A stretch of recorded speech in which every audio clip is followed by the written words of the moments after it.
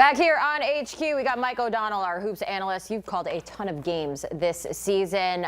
Take a look at this right now. Only 2 freshman duos in the NCAA tournament history have averaged 20+ a game entering the Sweet 16. We're watching 2 of them tonight. We got Darius, Acuff, Meleek Thomas going at it. I mean, pretty big names over there that they get to join in on this with Zion Williamson and RJ Barrett combining for over 40 a night, completely changing what we could expect from freshmen on this stage. Matt Norlander is a man that's going to be joining us now. He's going to be at the game courtside tonight, holding it down in San Jose. Looks like you're chilling in the hotel right now. I'm sure your scene is going to be a little bit better.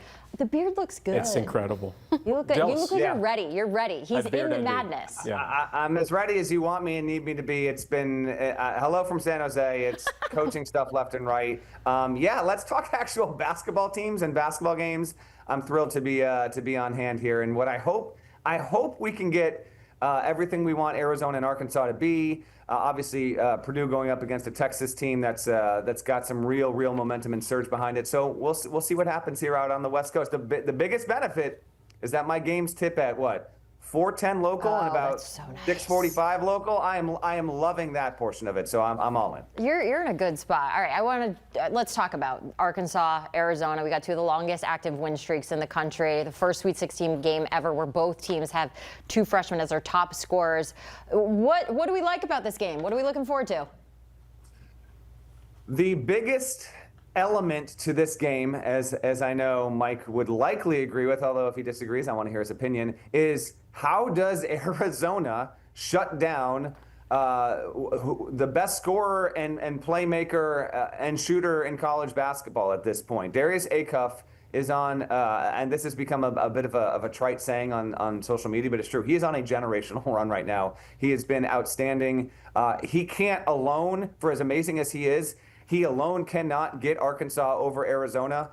Fortunately, he has really talented teammates, but can Arizona keep Acuff under 25 points? Can Arizona induce Acuff into 4+ turnovers? Can Arizona keep Acuff off balance enough where he doesn't shoot better than 45% from the field or better than 30% from 3-point range in this game? That's going to be, I haven't been with Arizona. I haven't gone to the team hotel. I haven't asked Tommy Lloyd or the staff. I guarantee you that's going to be the #1 thing on the scouting report as they prep for this game here. So that's a major element. We can dive even more into this game if you want, but that's the biggest thing there. And then on the other side with Arkansas facing Arizona, one of Arizona's deadliest qualities is that, yeah, Braden Burries has been outstanding as of late and been a really good freshman, but between Burries, Bradley, Mo Krivas down low, Koa Pete and his ability to really be a little bit of a game wrecker. They've got so many guys who are capable of beating you on a given night. Ivan Karchenkov might be like a top 20 defender in the country, and he's a freshman that plays like he's been in college for 5 years. So, and then you've got like Del Orso off the bench. Toby Awaka might be the strongest player in all of college basketball. I'm just curious how Arkansas tries to negate a lot of that stuff with Arizona. Is it Jaden Bradley? Is that the guy that needs to stop him? What do you think, Mike? Well, it's by committee, and he's going to get 25 regardless if it's committee or Bradley or Burries, whoever. I am fully convinced that right now Acuff is going to be the 2nd pick in the NBA draft. I've seen enough. It's absolutely incredible what he's doing. I'm going to push back just slightly on that topic from Norlander, even though I don't like to because Matt is 100 times smarter than I am. I don't think this is about Acuff. What is Arizona going to do? What do they have to do to get Acuff to stop him, maybe keep him under 25? To me, this is how does Arkansas maintain any type of post presence, both offensively and defensively in this game? This is a huge issue for Arkansas. If you look at their last 5 games, they haven't necessarily played a team who has had elite rim protection like Arizona does, and simultaneously, the way Arizona plays, they're like an old school team from the 80s. They're going inside, attacking to the paint, and getting to the rim as much as possible. It's not about threes for them. If I had glasses, I'd push my glasses up and nerd out and talk about how important the possessions in this game are.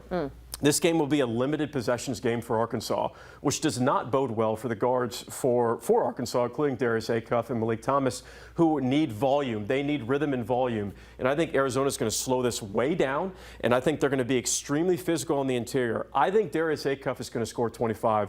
I don't think it matters to the standpoint of where I'd be more worried about Arkansas's front court getting in foul trouble, which they have had a tendency to do this season, because Arizona front court is as good, if not the best, in the country. We talk about the talent that's over there, and you mentioned Acuff, obviously, but then Meleek Thomas. Is this like a little Batman and Robin situation we got going on? Well, my favorite thing about Meleek Thomas is he doesn't force anything. Is he's a very efficient number 2, and that's a big deal because Acuff's going to take a couple bad shots because he's Darius Acuff and he's allowed to do that, and he's going to drop 30 on you. But Thomas waits. He keeps it simple. He lets the game come to him. He shot around 48% from 3 in SEC play, which is absolutely lights out, and his ability to get to the free throw line and his passing ability. He doesn't try to force and go get his, and that's why it works. All right, let's flip to Texas and Purdue now. There's a lot of layers in this one. Texas, the only double-digit seed left, was able to cover them in the first 4. Such a fun program to watch. And then on the flip side, you know, you have this Purdue team that's been incredible all season long. What do you expect from this one?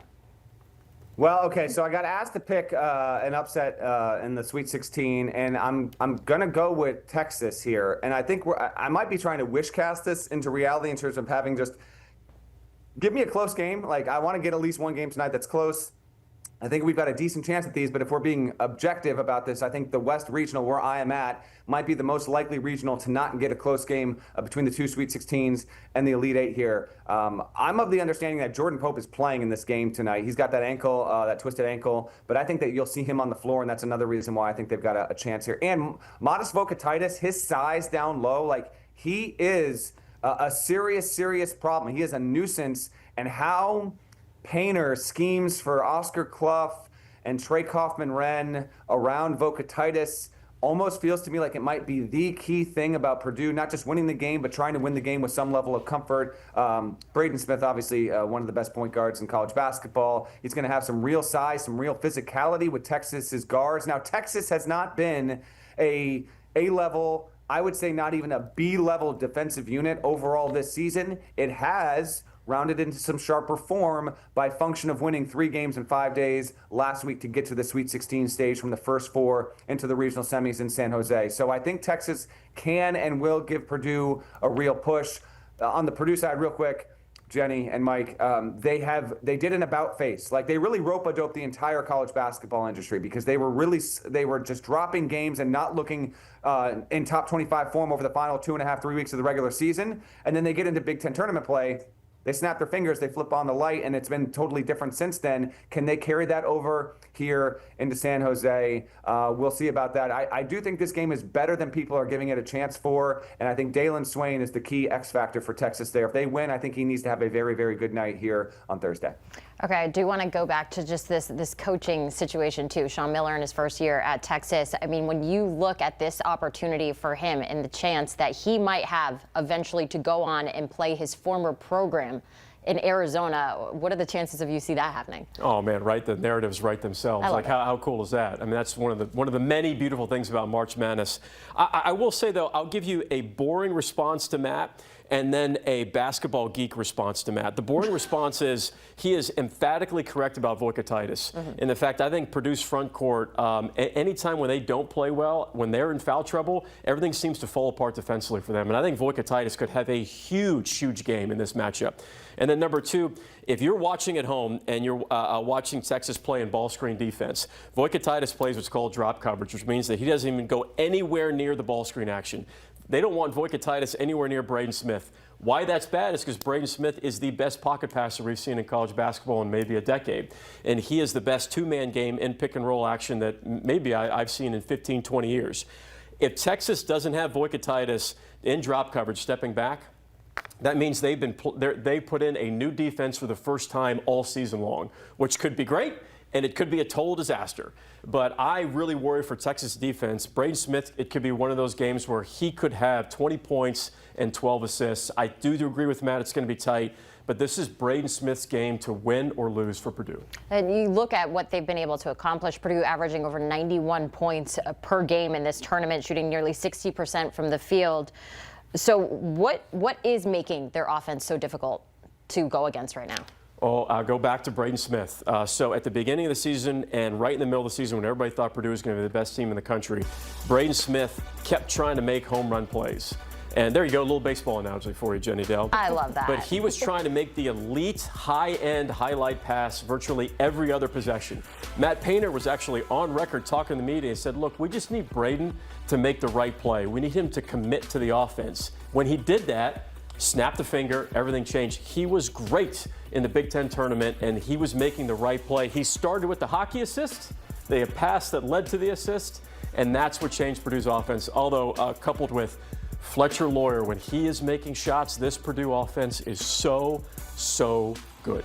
All right, we got our fresh picks presented by Fresh Pet. That is what we are going to talk about right now. Big picture, Arizona's rebounding dominance, Arkansas scoring firepower. All right, Matt, give me your pick. How do you see this bracket shaking out? Who's coming out of the West? The entire West. All right, I'll take Arizona over Arkansas tonight. Give me an epic, though. Really, please. And then I will take Texas over Purdue narrowly. Ooh. I'll say that game is decided in the final minute or so. Remember, C.J. Cox on the Purdue side, we were also waiting with him with his knee, if he can give it a go, and if he can, how effective he'll be. And then I'll take Arizona to win. My guess is that Arizona sends a message to the rest of the tournament and wins this region and wins tonight and Saturday by double digits in both games.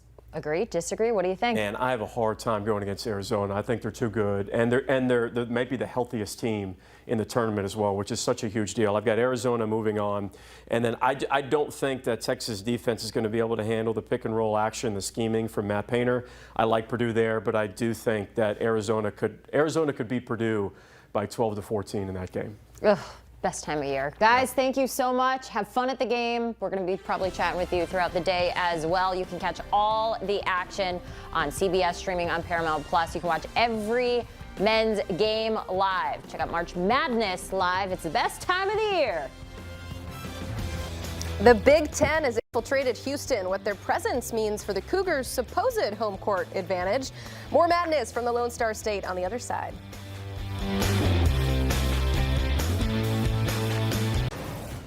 Welcome back into CBS Sports HQ on this Sweet 16 Thursday. Mike O'Donnell, Emily Proud. How'd you used to do in geography class back in the day? I was más o menos, very average. Okay. Very average. Good in Spanish, though, apparently. Oh, hello. Well, here's the thing. This is probably the geography that's made for you. Sweet 16 geography. That's the only geography that I know. Exactly. We got to put it in basketball terms, and you'll get it here. So we got a big cluster of Midwest teams. There's, of course, the East Coast bias that we always talk about here in the sport, but let's head all the way down south to the Lone Star State, to Houston, which is the site of a regional and also one of the teams playing within that regional. And look who's there. Chip Patterson is in Houston for us, getting ready for the South region matchup between Illinois and Houston. That is the late tip tonight. For those of you still awake at 10 o'clock, you can watch this one. And Chip, contrasting styles, really, to put this mildly, when you look at these two teams. What do you think it's going to look like when we have this offense versus defensive battle? Well, so much of this is going to come down to how those bigs, and of course I am talking about Big Z, I'm talking about Tommy, I'm talking about the Aviciches, how are they going to handle the kind of pressure that is going to be on them when Houston is able to, whether it's with JoJo Tugler, whether it's with Sinak, when they are just able to bring all of that pressure right down in the post. If they start turning the ball over, if they are not able to be effective, well, then this game could very much play right into Houston's hands.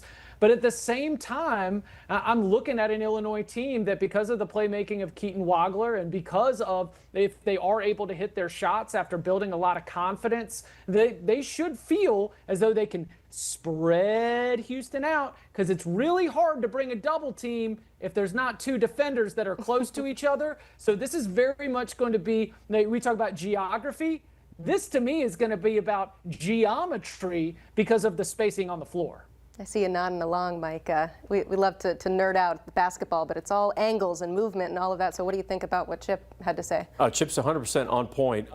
You ever watch volleyball? You hear him talk about a kill, right? When you make a spike, that's a kill. Yeah. In basketball, a kill is three defensive stops in a row. And Houston is elite at getting multiple kills throughout the course of a game. And it's a chart that coaches love to keep track of. And you, like any fan at home, can follow along. Okay, that's one defensive stop, that's two, that's three. Illinois very rarely ever gets, quote unquote, a kill against them because their offense is so fluid and there's tempo and great spacing and three-point shooters everywhere, and their defense allows them to get out and run. Well, Houston suffocates you.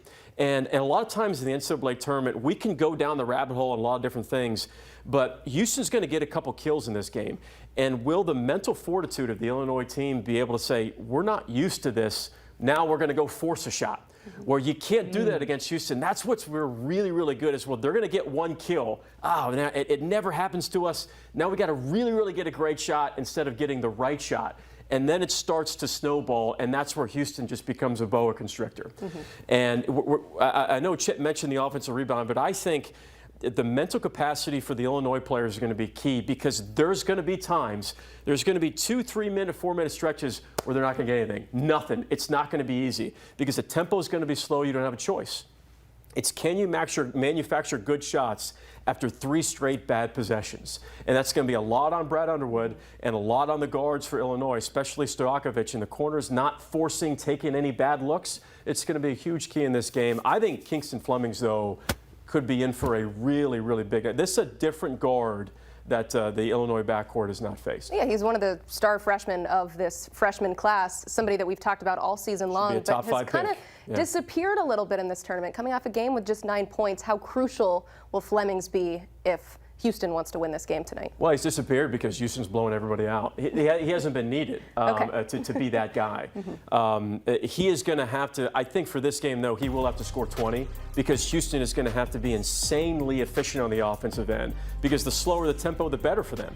But Houston just doesn't score at a really high rate just because of their tempo, which is natural. I actually think Flemings is going to be, key to this game. I think Milos Uzan is like the guy, like for Houston, for them to get to the national championship game, for them to beat Illinois, for him to be able to make shots, because you even said it, Emily, like how key is he? Everybody's going to be on Kingston Flemings, and then everybody's going to be thinking about Emmanuel Sharp and the offensive rebounding. But Milos Uzan as the true pressure release valve for Houston in the half-court offense, I think is the biggest key for Houston to continue to move on.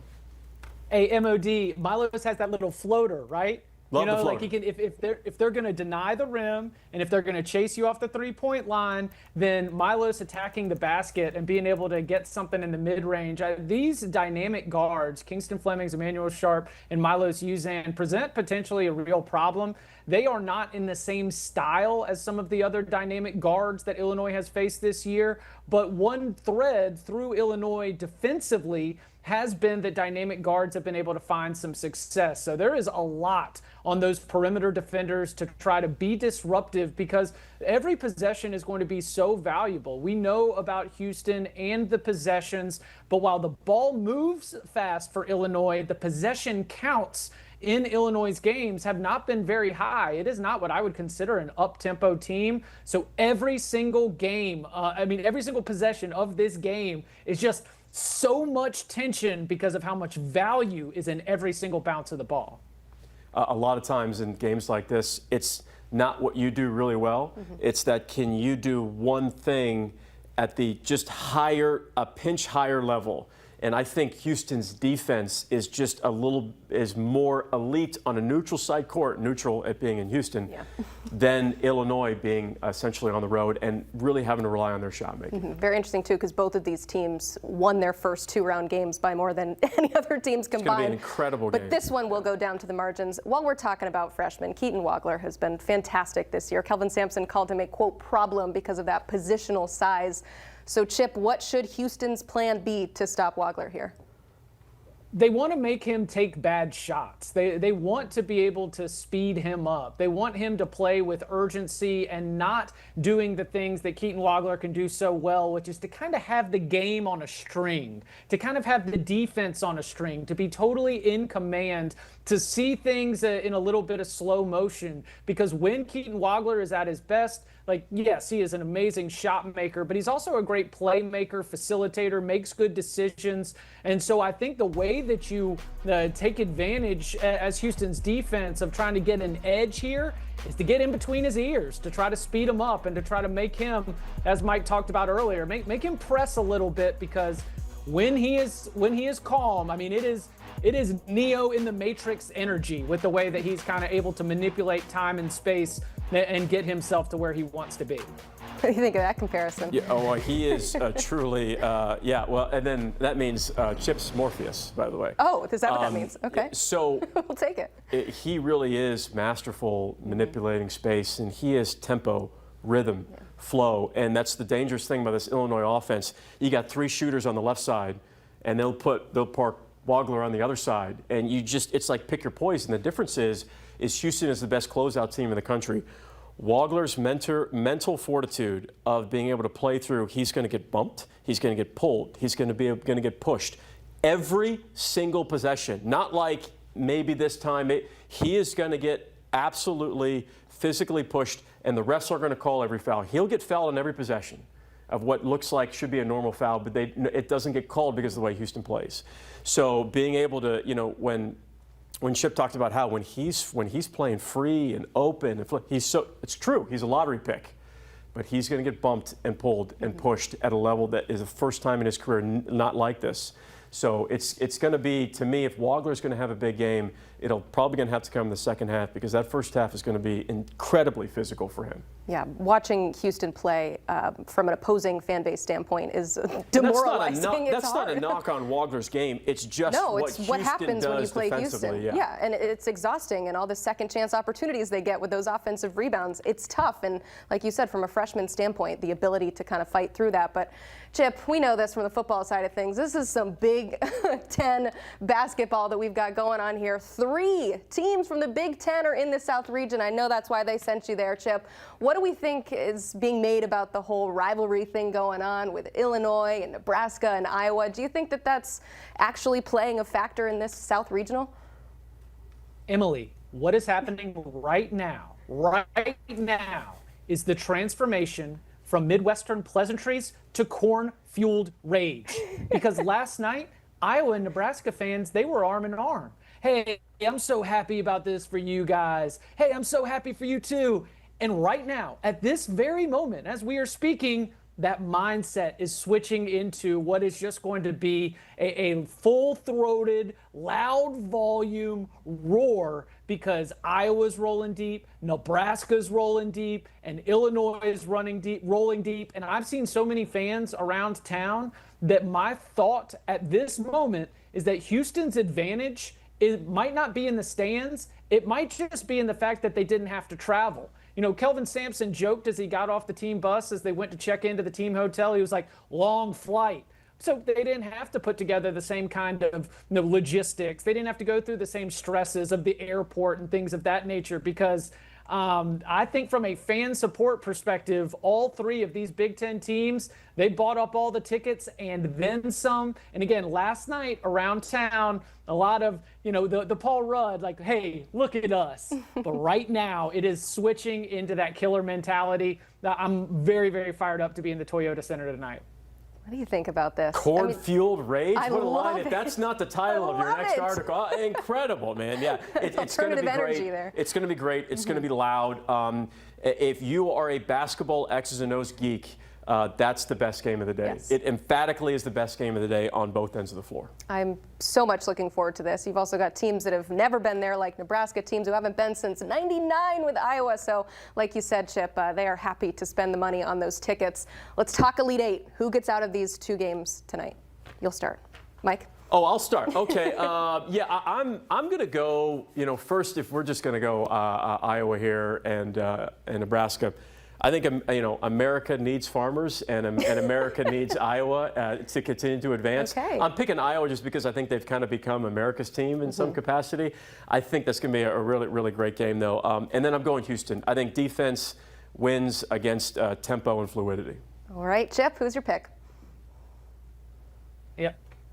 I'm going Iowa, and Mike mentioned the X's and O's side of things. I mean, Ben McCollum and what he was able to do to get a win against Florida and have Bennett Sturts not even be a huge factor in terms of three-point shooting or the offense. I think that with a third look at Nebraska's very well-coached defense, he sets up Bennett Sturts for success and the Hawkeyes advance. And then I've got Houston as well, so the same picks as Mike. Who Ooh, I like it. All right, so some Big Ten Chip's flair. a ball knower. He's a ball knower. I am so looking forward to Chip's coverage from the South region. If you want to watch the games, though, make sure that you download the March Madness Live app to your phone, to your tablet. Every game is streaming on your favorite streaming device. All right, the Sweet 16 tipping off tonight in the West region and the South region. The first game up on CBS is Purdue against Texas, the highest remaining seed. I think most would agree, though, that Iowa is the biggest Cinderella story of this tournament to this point as a 9 seed after knocking off the defending champion Florida Gators. Nebraska had never won a tournament game going into this season. And then later on tonight, Arizona, Arkansas, and Houston, Illinois. We are going to get picks for each and every one of these games, and we'll get a breakdown as well. We're going 3 wide here as Mike O'Donnell joins us, and Noah Buono good job. is with us as well. Actually, okay, so before we get started, I have a present for Chris. I went to the grocery store before work, and I was really this has gotta be corn. excited. I was going to buy you some corn. I wouldn't eat it. We don't have fresh No, corn no. in Florida. No. The only corn I thought I that could was your find. lumbar support. Yeah, no, it's not. Is frozen corn. Oh.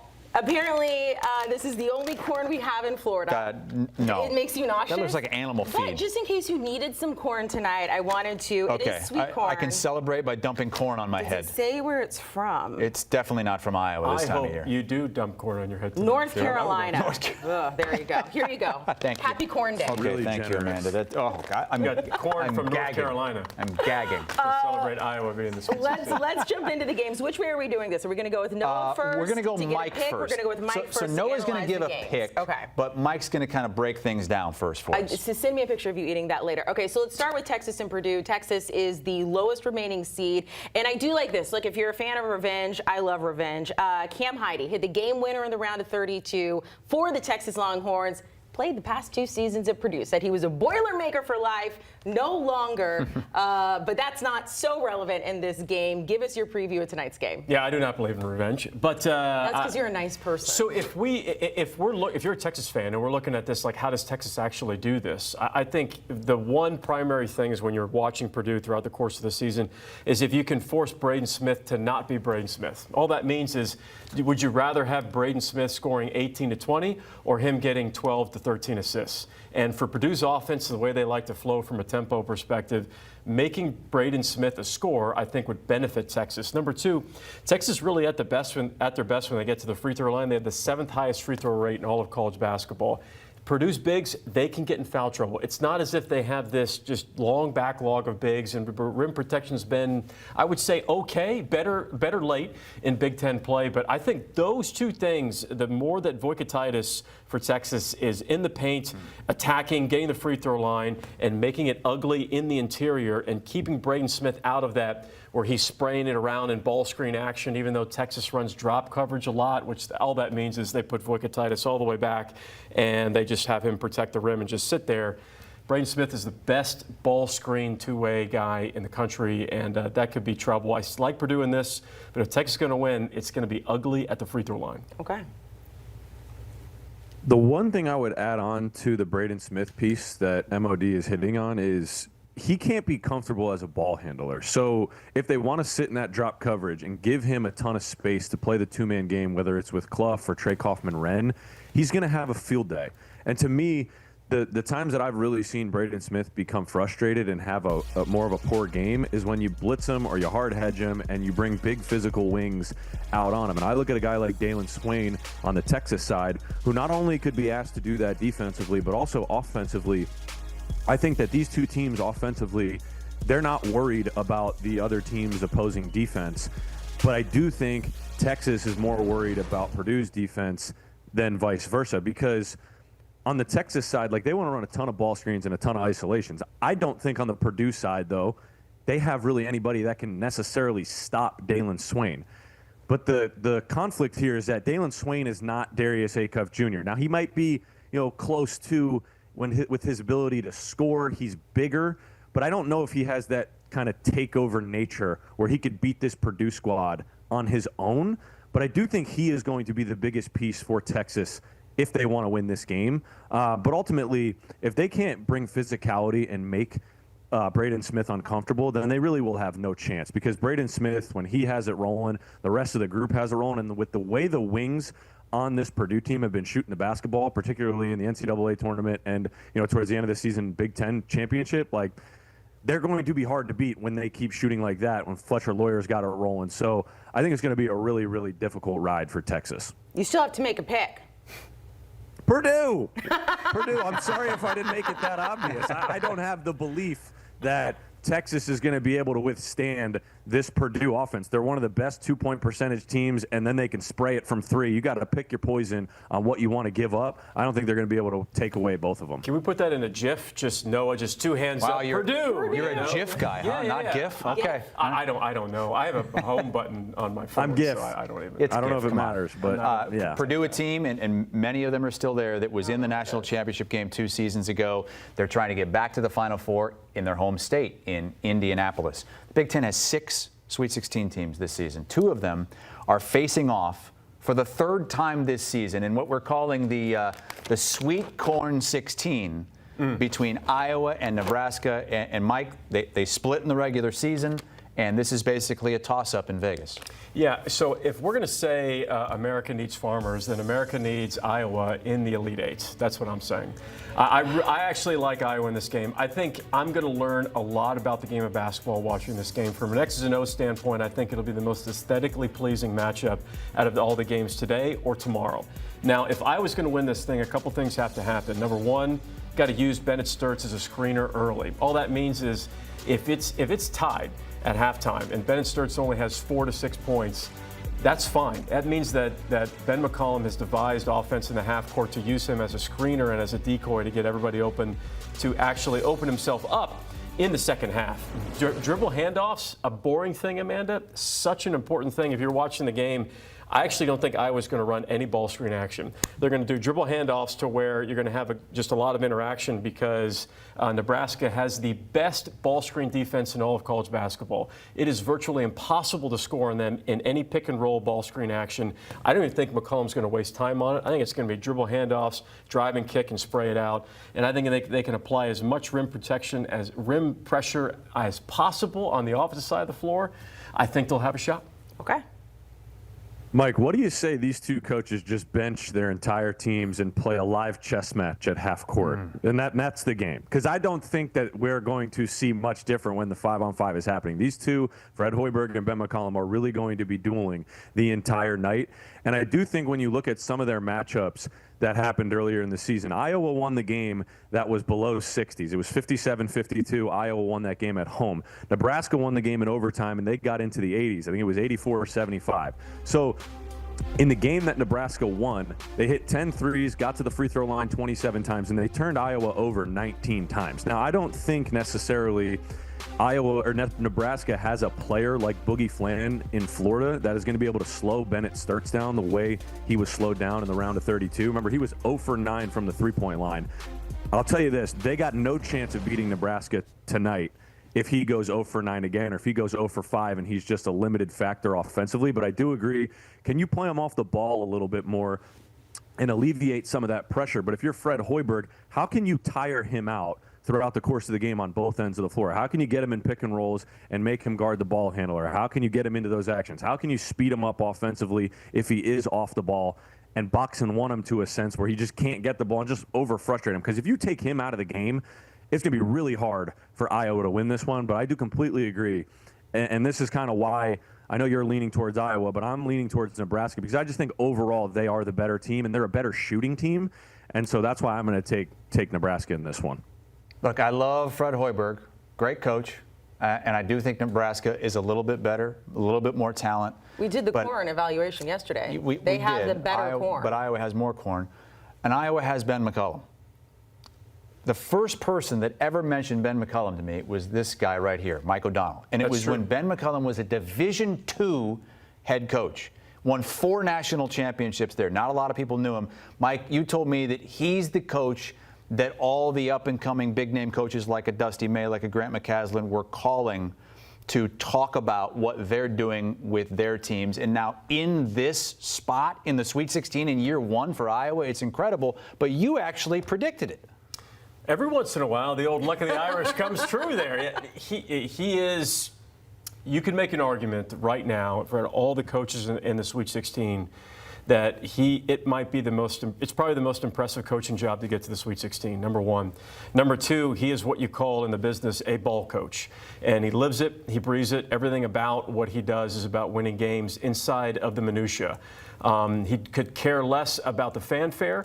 One of the best things I heard about Ben McCollum most recently is he allowed his players to talk about the win over Florida for exactly 5 minutes while they were watching film. And then he said, we're putting it away, we're moving on to Nebraska because the rest of it, all the noise is poison. And I'm all in on that. I get it, I understand it, I relate to it.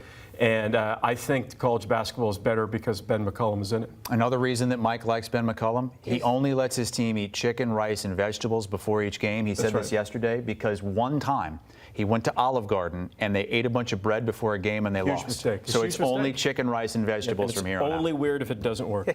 I will say from our guys that are in Houston for this, I mean, it's all Nebraska and Iowa fans. Tickets are insane. I just looked it up. They're like $1,000 to get in the building. Because Nebraska's traveling, and Illinois travels, and it's in Houston where Houston is playing as well. So this is a hot ticket tonight. All right, let's move on to the West. Let's go to the West there.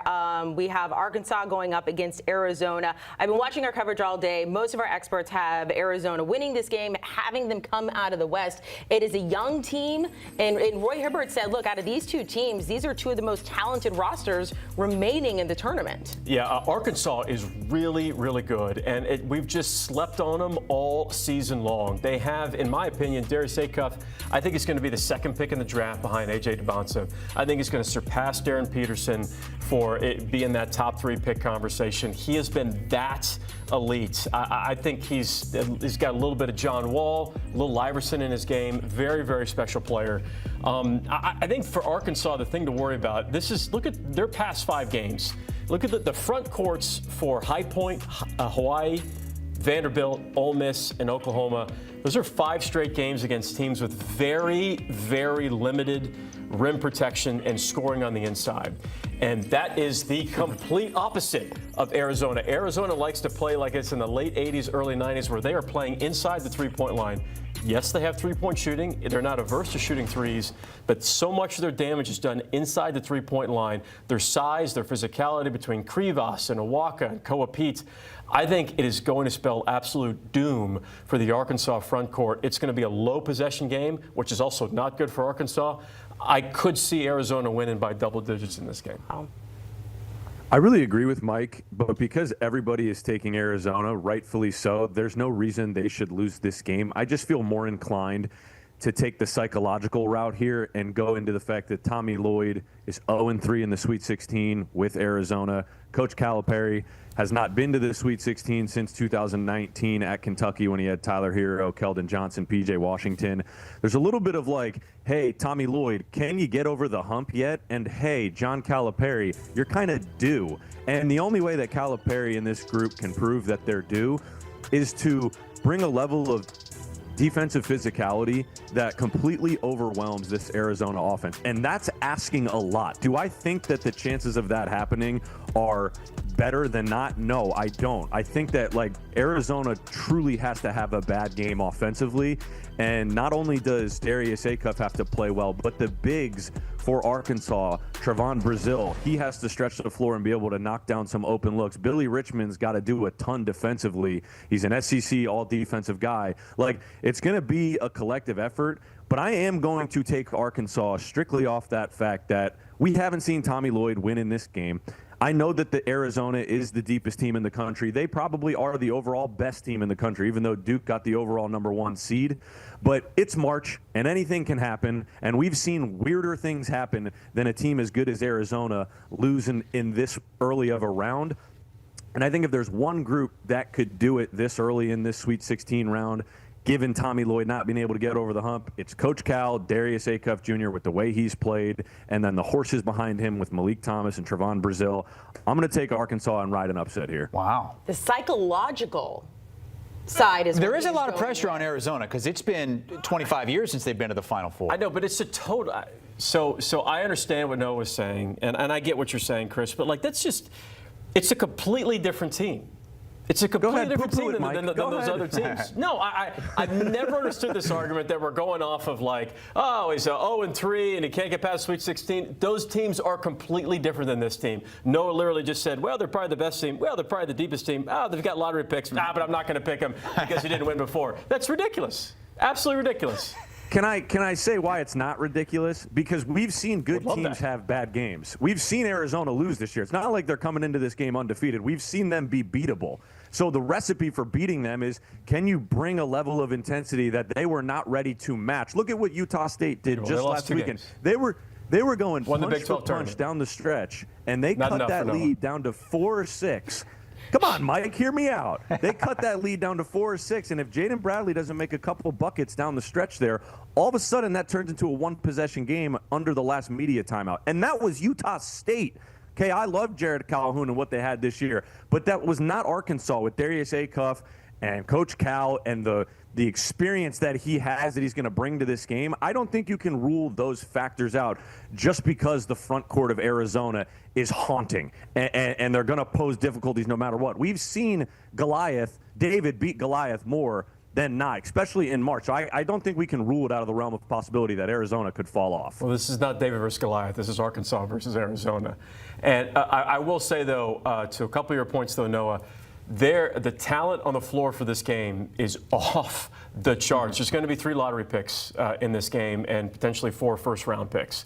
So if you haven't seen Darius Acuff play, this is the game to watch because he'll be matched up with the Big 12 Player of the Year, one of the most underrated point guards in the country, in Jaden Bradley and Braden Burries, who will be he's a 6'4" kind of combo point guard. He's not in the traditional point guard, but that matchup is going to be absolutely ridiculous to watch. Epic. Did you see this is the game that they would go head-to-head about? I did not, no, because I didn't think anybody would pick Arkansas to win this game. Well, but come on, man. Somebody's got to do it, right?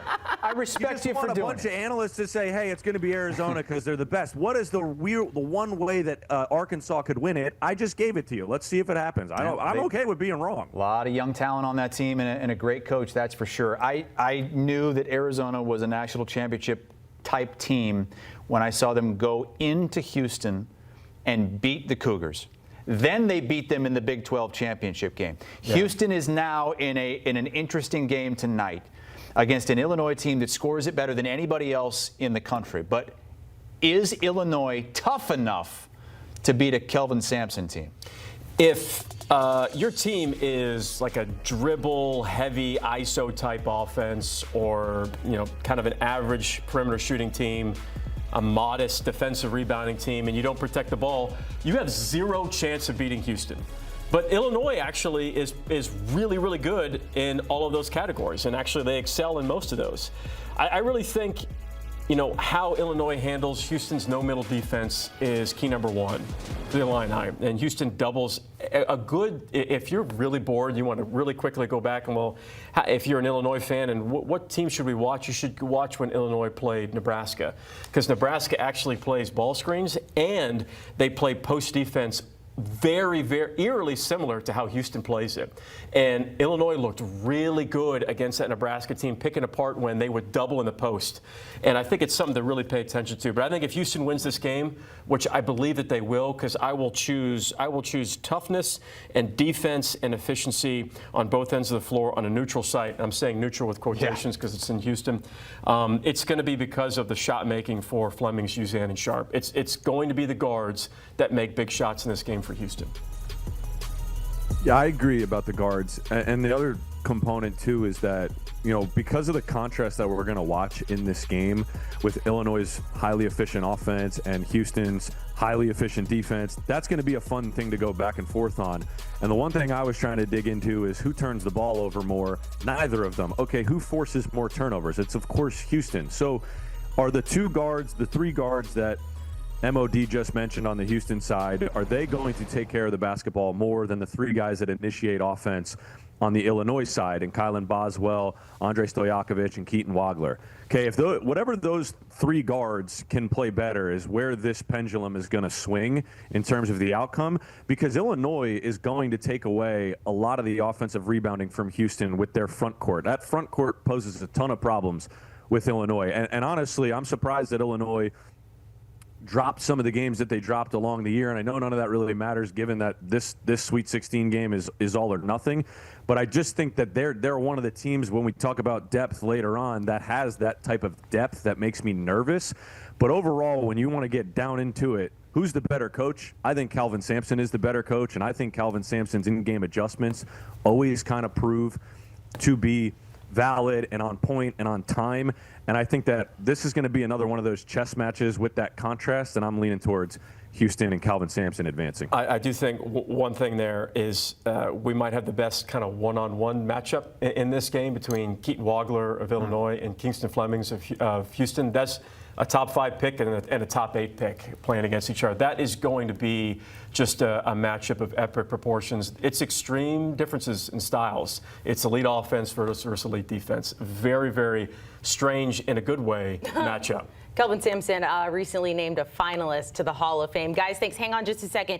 You're not done yet. We do want to recap the picks, but keep in mind, these are Noah's picks because the one area where they really disagree, Arkansas going up against Arizona in the West. Mike, before we got to Noah, said Arizona could win this by double digits, but Noah going with Arkansas. Chris, we have yet to get your official pick on the Sweet Corn Sweet 16. Yeah, at first I was doing the old happiness hedge, but I got to go with Iowa. I mean, I'm all in now. You can't end the season losing to your rival in the Sweet 16.